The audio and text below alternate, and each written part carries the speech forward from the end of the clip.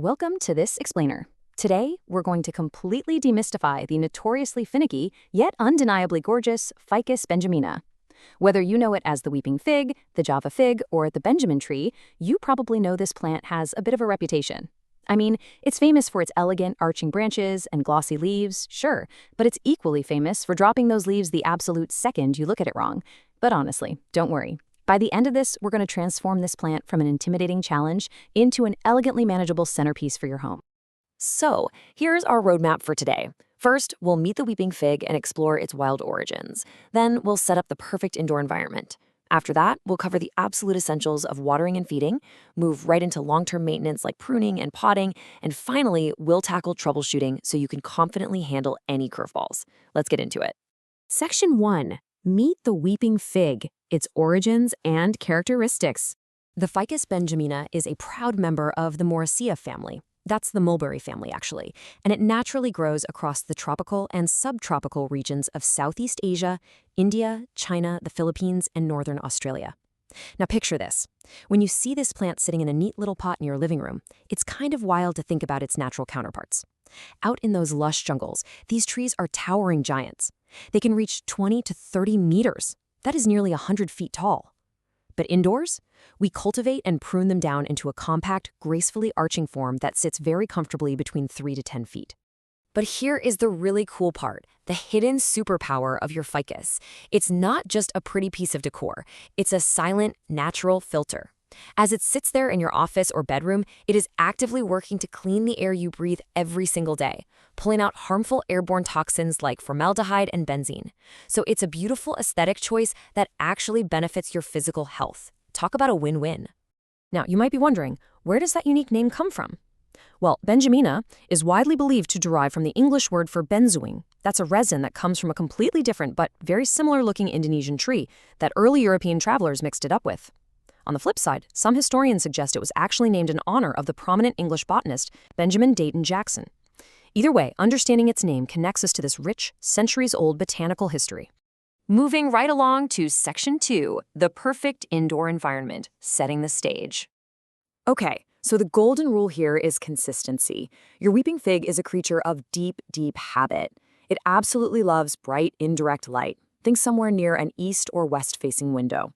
And a pro tip. You'll want to rotate the pot 90 degrees every week, so it grows evenly rather than leaning all lopsided toward the sun. Keep the room comfortably warm, between 60 and 80 degrees Fahrenheit, and aim for about 50 to 60% humidity. You can easily do this by misting the leaves or setting the pot on a pebble tray filled with water. But whatever you do, and I can't stress this enough, keep it away from cold drafts, AC vents, and hot radiators. Sudden temperature shifts are its absolute worst enemy. All right, Section 3, watering and feeding essentials, going from just surviving to really thriving. Getting the diet and hydration right is absolutely crucial. And this brings us to the million-dollar question for beginners. How often should you actually water this thing? Getting the watering schedule wrong is usually the #1 reason the plant throws a tantrum and starts dropping leaves.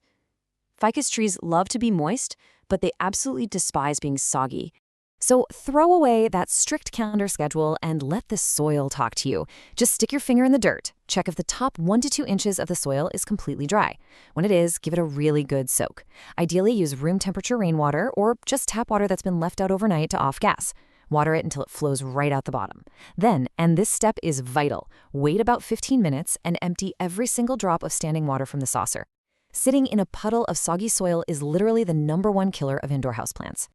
And what about food? Because this plant grows quite fast under the right conditions, you need to fuel that growth by mimicking the nutrient-rich soils of a tropical forest.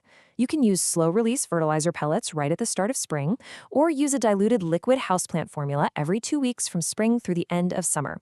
Just remember, you have to completely stop fertilizing in the autumn and winter. The plant naturally goes dormant then, so let it rest. Next up is Section 4, pruning, potting, and maintenance, focusing on that long-term care. As your plant settles in and matures, you'll need to step up from daily care to seasonal maintenance. When it's time to repot, which is usually every 2 to 3 years, your soil mix is everything. The perfect potting mix is a delicate balance of moisture retention and rapid drainage. You want a base of potting soil or coconut coir mixed really heavily with perlite, sand, or vermiculite. This ensures the roots get plenty of water but never suffocate. And, of course, always use a pot with proper drainage holes. Think of your care routine as a yearly rhythm. Mapping it out like this makes it incredibly easy to remember. Spring is for repotting and feeding. Summer is all about consistent hydration and keeping that humidity up. Autumn is when you back off the food as things cool down. And winter, while the plant sleeps, is the perfect low-stress time to grab your sterilized shears and prune away any dead or unruly branches to shape up the crown. Now, before you start hacking away during that winter prune, a very important safety heads up. When you cut a Ficus benjamina, it secretes this sticky, white, milky sap, which is actually a form of latex.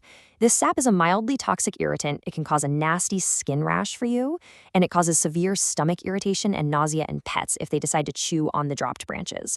So always throw on some gloves, protect your floors from the drips, and keep your furry friends out of the room while you work. Finally, Section 5. Troubleshooting common problems, because mastering ficus care means knowing exactly what to do when things go a little sideways. Yes. Why is my ficus dropping leaves? Even with the absolute best intentions, we've all been there. It's the classic ficus panic moment. You bring it home, or you just shift it to the other side of the living room, and suddenly it is raining green leaves all over your floor. The very first rule here is do not panic. The plant is highly likely just reacting to a change in its environment. By reverse engineering the care routine we just walked through, you can use this handy diagnostic checklist to find the culprit. Did you just move it? That's environmental shock. Is it catching a draft from an open window? Temperature stress. Check the soil. Is it bone dry or is it a swamp?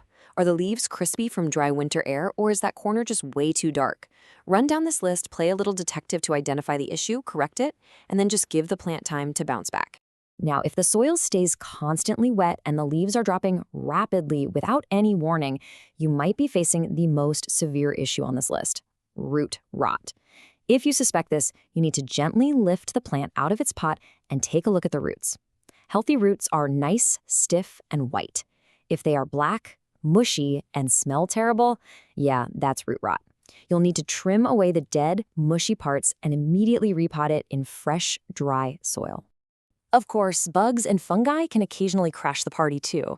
This is your ultimate cheat sheet for spotting and naturally treating common invaders. See tiny little cobwebs and yellowing leaves? That's spider mites. Give the plant a lukewarm shower and boost the humidity.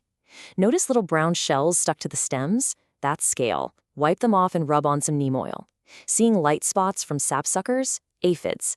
And if whole branches are withering with dark, clogged interiors, it's a fungal issue called verticillium wilt, which requires some pretty severe pruning and a complete soil change. Ultimately, the biggest takeaway you should have from all this is one word: consistency.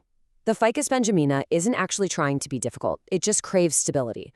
By observing its subtle visual cues and keeping its environment incredibly stable, you are absolutely going to transform yourself into a confident and highly successful indoor gardener. Just a quick professional reminder before we wrap up: indoor climates vary wildly depending on where you live. Always adapt these general guidelines to your specific local climate, and don't hesitate to consult local nursery experts if you're facing some unique environmental challenges. And of course, please remember to handle that sap safely and keep the plant out of reach of curious pets. So I'll leave you with that thought to ponder as you start this incredibly rewarding botanical journey. Taking care of a weeping fig is a real daily practice in observation and steadiness. I hope this explainer leaves you fully equipped and super eager to bring a little air-purifying slice of the jungle into your own home. Thanks for joining me, and happy planting!